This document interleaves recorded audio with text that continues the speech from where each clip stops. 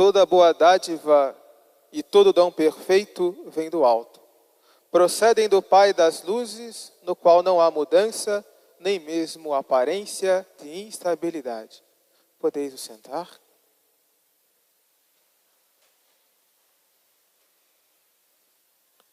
Amados irmãos, ao celebrar neste domingo, o quarto domingo depois da Páscoa, todas as leituras, todo o texto da Santa Missa nos anuncia uma bela e sublime verdade que será o tema da nossa meditação, nesta breve reflexão. Toda boa dádiva e todo dom perfeito vem do alto. Do que é que o apóstolo São Tiago está falando será o tema da nossa reflexão. Primeiramente, antes de meditarmos sobre isso que se diz na leitura da Santa Missa, lembremos primeiramente da grande bondade de Deus Nosso Senhor, que Ele manifestou na criação.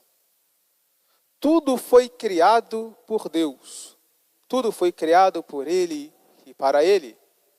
Lembremos, portanto, da criação dos animais, das coisas materiais. Todas as coisas, por mínimas que sejam, Nosso Senhor criou com um fim preciso. E o fim preciso pelo qual todas as coisas foram criadas é a glória de Deus.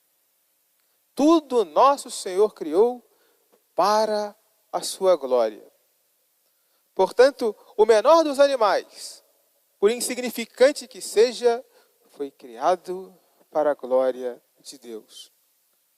Mas como estas simples criaturas, sem o uso da razão, dão glória a Deus? Pelo simples fato de existirem. Pela sua simples existência, fazendo aquilo para o qual elas foram criadas, já estão dando glória a Deus. Mas Nosso Senhor, na sua imensa bondade, não criou somente os seres materiais e racionais. Criou também uma criatura racional e superior a todas as criaturas. Criou o ser humano.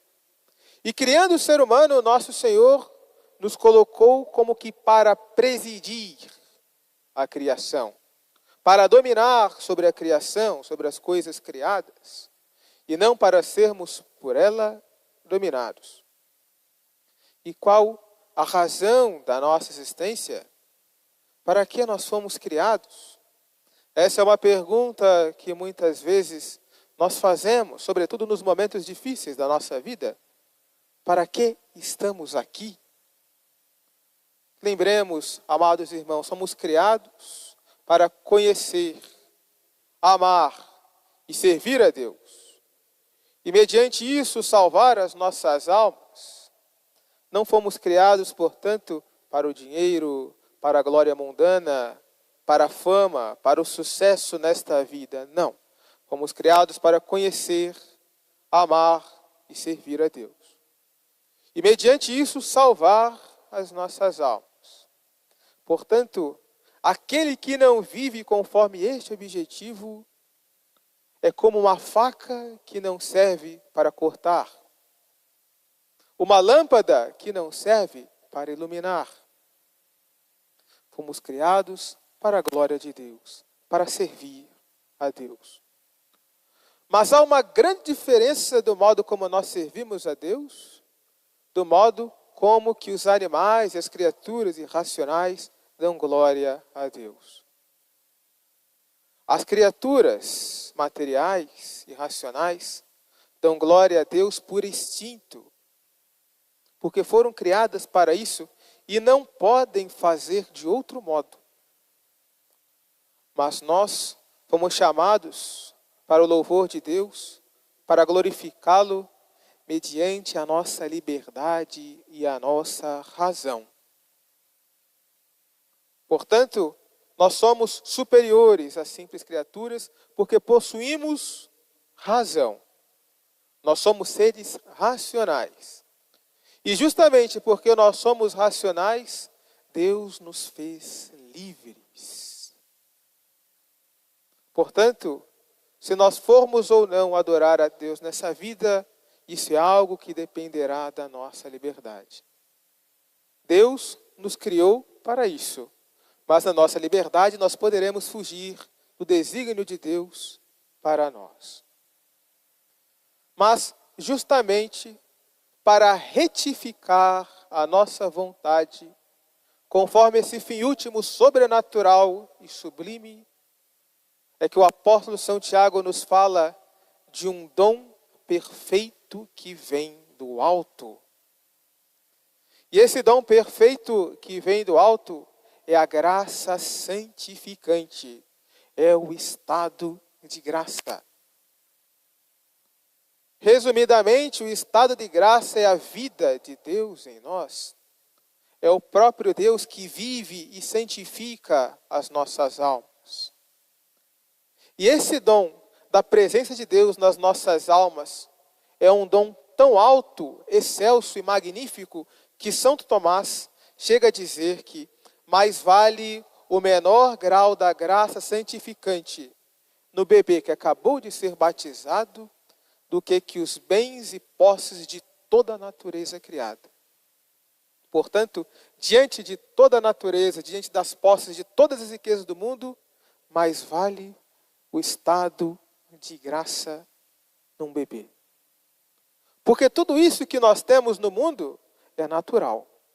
Mas o estado de graça, a vida de Deus em nós, é sobrenatural.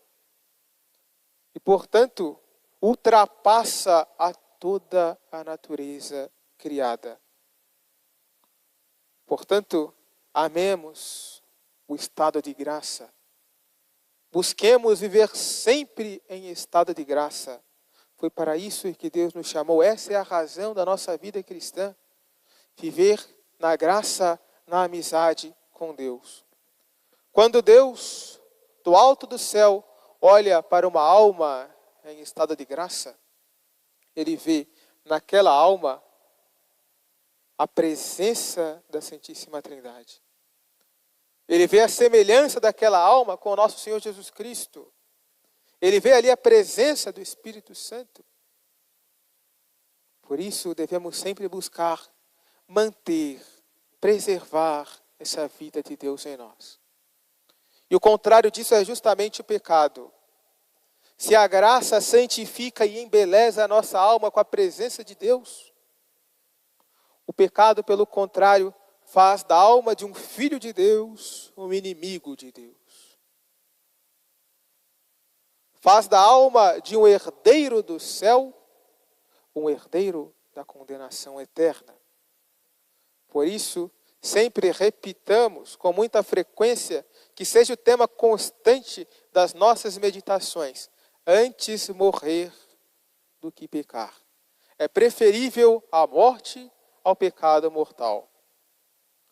Mas também, ao falar dessa presença de Deus nas nossas almas, Nosso Senhor, no Evangelho da Santa Missa, fala para os apóstolos, anuncia mais uma vez, que Ele voltará para junto do Pai.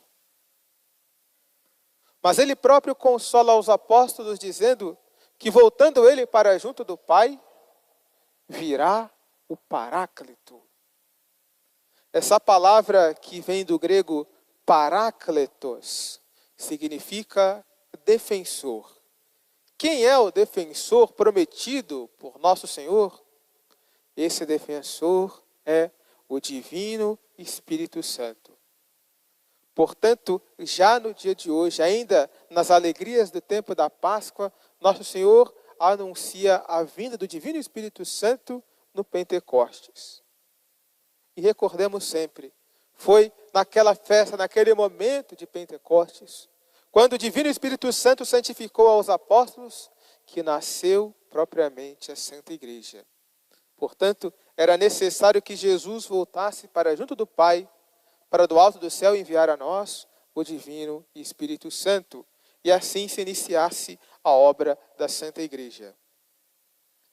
Mas uma das funções que o nosso Senhor garante, quando fala do Divino Espírito Santo, é que Ele virá para convencer o mundo do pecado.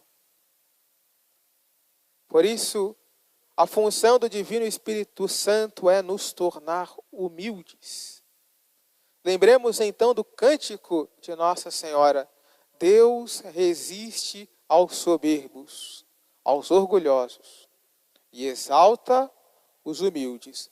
Por isso, a função do Divino Espírito Santo é fazer do cristão humilde. E qual o maior ato de humildade que um cristão pode fazer? O reconhecimento de suas faltas e de suas misérias, o reconhecimento dos seus pecados, que nós fazemos, sobretudo, no momento da nossa confissão sacramental. Por isso, sempre busquemos viver nessa humildade, sempre analisemos, façamos corretamente o nosso exame de consciência, invoquemos o Divino Espírito Santo, porque sem uma boa confissão, sem consciência limpa, não há estado de graça.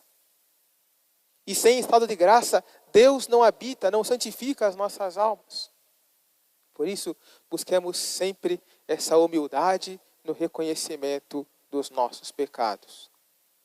Uma breve história para ilustrar a importância da humildade na vida cristã, nós podemos encontrar num fato que é narrado pelo padre Francisco Alves, quando, no seu livro Tesouro de Exemplos, recorda para nós uma história muito bela e também verídica na perspectiva da graça.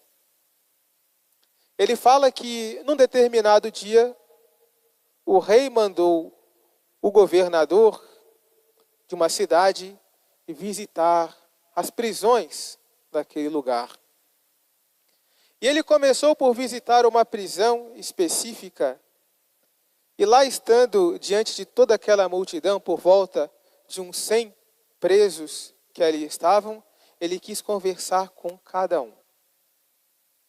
E buscando conversar com aqueles presidiários que lá estavam, ele perguntou com muita compaixão, querendo saber a situação deles, e perguntou: mas fulano, por que você está aqui? Qual a razão da sua prisão? E então, o primeiro sujeito respondeu: senhor governador, eu não fiz nada. Na verdade, foi um engano. Eu não cometi crime nenhum.